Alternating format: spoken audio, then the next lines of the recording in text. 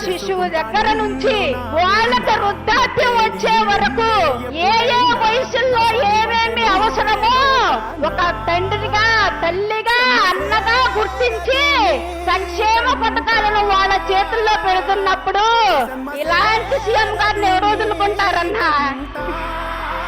ఎవరు వదులుకుంటారన్నా?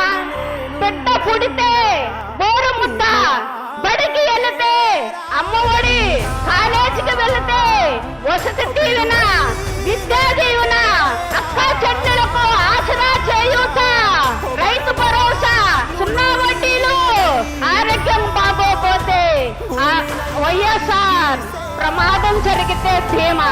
ఈ పథకాలు ఉంటే ఇతర దేశాలు, రాష్ట్రాలు మన సీఎం గారి వైపు, మన రాష్ట్రం వైపు చూడకుండా ఎలా ఉంటాయన్నా?